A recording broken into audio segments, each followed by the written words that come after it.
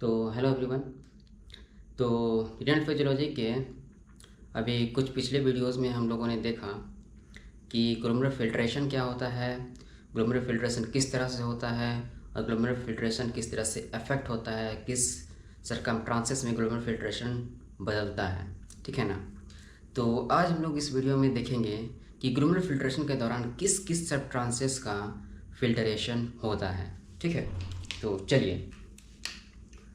तो सबसे पहले हमारा वही फिगर है, ठीक है, जिसको हम लोग अभी तक बनाते आते हैं आसानी से समझने के लिए।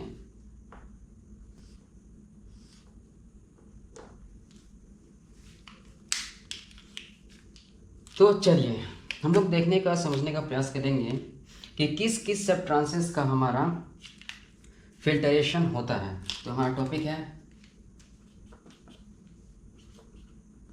Filtration substances.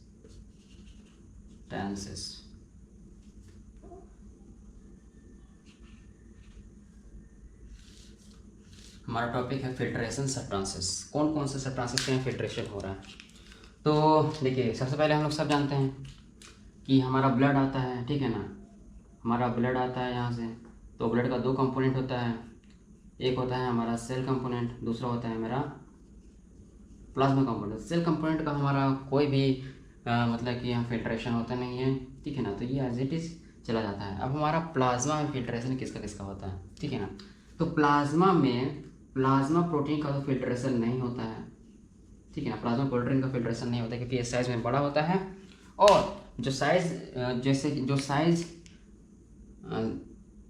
जो साइज में यहाँ से पास होने वाला भी रहता है, जो साइज में छोटा भी होता है, जो कि यहाँ से पास भी हो सकता है, वो भी पास नहीं होता है क्योंकि यहाँ पे हमारा दो तरह का बैरियर्स रहता है। एक तो मेरा साइज बैरियर रहता है और एक मेरा चार्ज बैरियर रहता है। तो एल्ब्यूमिन का प्रोटीन जो रहता है, एल्ब्यूमिन प्रोटीन जो रहता है, उसका साइज मेरा about to cross the filtering membrane रहता है, पर फिर भी वो क्रॉस नहीं करता है, फिल्टर नहीं होता है, क्योंकि वो भी मेरा नेगेटिवली चार्ज रहता है और मेरा जो मेम्ब्रेन रहता है, ठीक है, फिल्टरिंग मेम्ब्रेन रहता है, वो भी नेगेटिवली चार्ज रहता है। तो दोनों दूसरे को रिपेल कर देता है और वो हमारा फिल्टर नहीं होता है, ठीक है ना।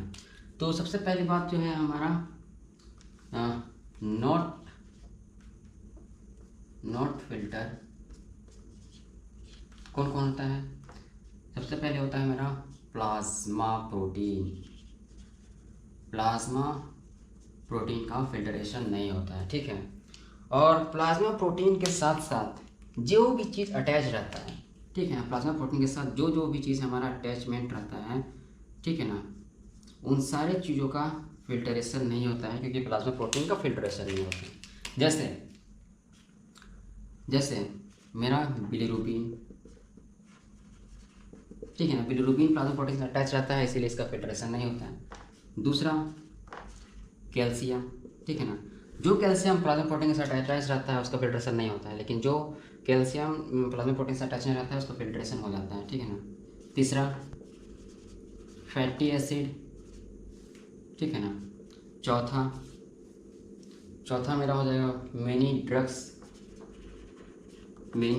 का यहाँ पे फिल्ट्रेशन नहीं होता है, जो कि से अटैच रहता है।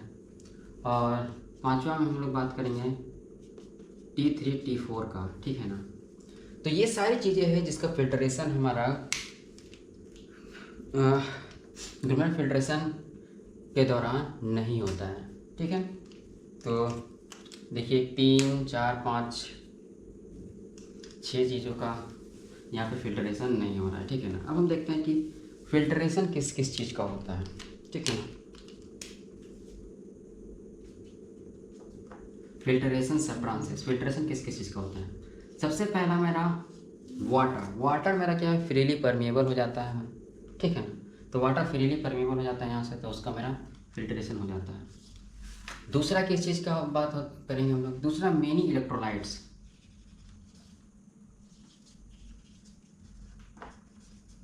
मेनी इलेक्ट्रोलाइट्स, बहुत सारे इलेक्ट्रोलाइट्स हैं जिसका फिल्ट्रेशन नहीं होता है, ठीक है ना। जैसे अगर हम बात करें कैटायंस की,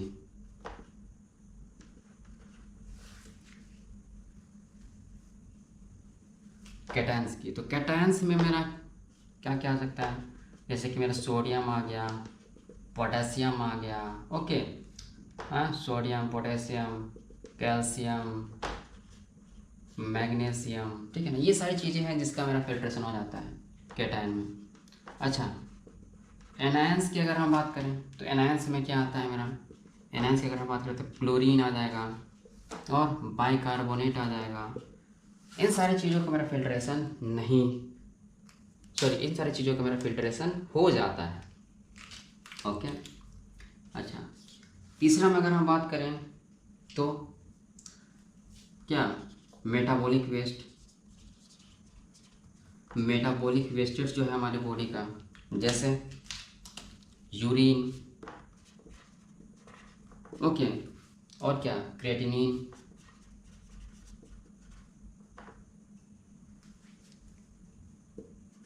क्रिएटिनिन, ठीक है, मेटाबॉलिक वेस्टेज में यूरिन और क्रिएटिनिन, इसका मेरा फिल्ट्रेशन हो जाता है। अच्छा, चौथा में अगर हम बात करें तो और किस चीज़ का अगर हो जाएगा, मेटाबोलाइट्स, मेटाबोलाइट्स का भी यहाँ पे मैंने फिल्ट्रेशन हो जाता है, लेकिन मेटाबोलाइट्स का अगर फिल्ट्रेशन यहाँ पे होता है तो वो प्रोक्सिमल कन्वोल्यूटिव ट्यूब्यूल से, ठीक है ना, प्रोक्सिमल कन्वोल्यूटिव ट्यूब्यूल से रीअब्जॉर्प्शन हो जाता है। मेटाबोलाइट्स अगर हम बात करें तो क्या, ग्लूकोज, इंपॉर्टेंट ग्लूकोज का यहाँ पे हमारा जो है फिल्ट्रेशन हो जाता है, लेकिन वो प्रोक्सिमल कन्वोल्यूटिव ट्यूब्यूल से रीअब्जॉर्प्शन हो जाता है उसका, ठीक है, ठीक है। एमाइनो एसिड, ठीक है ना, ऑर्गेनिक कंपाउंड में अगर हम बात करें तो कीटोन बॉडीज,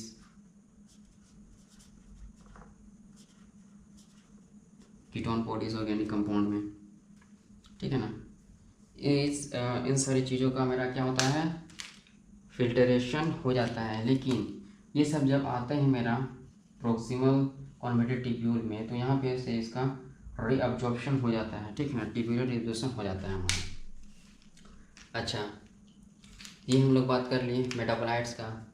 अच्छा, और क्या आता है,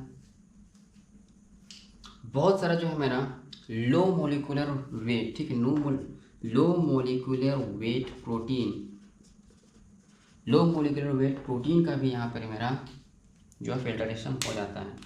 जैसे अगर हम बात करें इंसुलिन का, ठीक है, इंसुलिन का हम बात करें।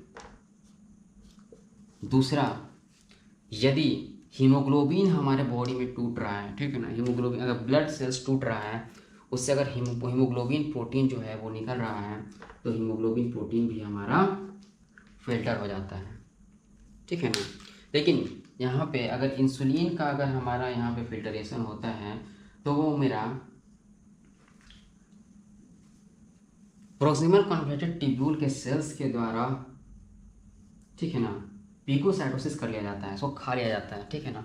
और ये इंसुलिन जो है, इंसुलिन से हमारा ग्लूकोनियोजेनेसिस करवा दिया जाता है, ठीक है ना। अगर ज़रूरत पड़े तो मेरा ग्लूकोज का प्रोडक्शन जो है वो इंसुलिन को तोड़कर कर लिया जाता है, ठीक है ना। लेकिन जो हीमोग्लोबिन टूट के आता है, ठीक है ना, तो हीमोग्लोबिन टूट के आता है वो भी मेरा पीसीटी के सेल्स के द्वारा एब्जॉर्ब कर लिया जाता है, ठीक है ना, पीसीटी के सेल्स के द्वारा एब्जॉर्ब कर लिया जाता है। लेकिन हीमोग्लोबिन जो होता है वो बहुत ही खतरनाक होता है, ठीक है।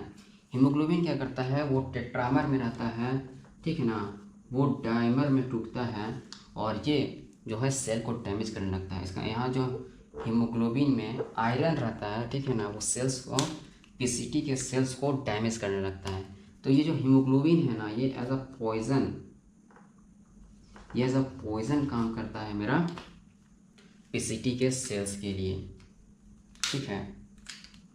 चलिए, अच्छा, और किस चीज़ का हमारा जो है वो क्या फिल्ट्रेशन होता है, तो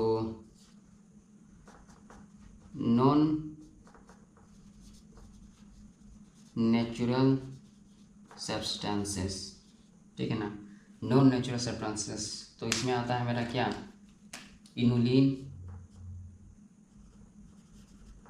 इनुलिन आता है। उसके बाद आता है मेरा पारा एमाइनो हिपोरिक एसिड, पारा एमाइनो हिपोरिक एसिड, पारा एमाइनो हिपोरिक एसिड, ठीक है, पारा एमाइनो हिपोरिक एसिड। तो इसमें से जो इनुलिन है, ठीक है ना, ये जो इनुलिन है GFR को मेज़र करता है, ठीक है ना, GFR को मेज़र करने के लिए इनुलिन देखा जाता है। और जो पैरा एमाइनो हिपोरिक एसिड है ये मेरा रीनल प्लाज्मा फ्लो को देखने के लिए, रीनल प्लाज्मा फ्लो को देखने के लिए उपयोग किया जाता है, ठीक है ना। ड्रग की जो रीनल प्लाज्मा फ्लो है उसको मेज़र करता है मेरा, उसको हम लोग मेज़र कर सकते हैं पारा एमाइनो हिपोरिक एसिड से। और इनुलिन जो है, ठीक है ना, इसको हम इससे हम मेज़र कर सकते हैं GFR को। ओके, चलिए, तो यहाँ पे हम लोगों ने देख लिया GFR में किस किस सब्सटेंस का फिल्ट्रेशन होता है और किस किस सब्सटेंसेस का फिल्ट्रेशन नहीं होता है। तो चलिए इसमें यहीं तक देखते हैं, आगे फिर से देखेंगे। तब तक के लिए थैंक यू।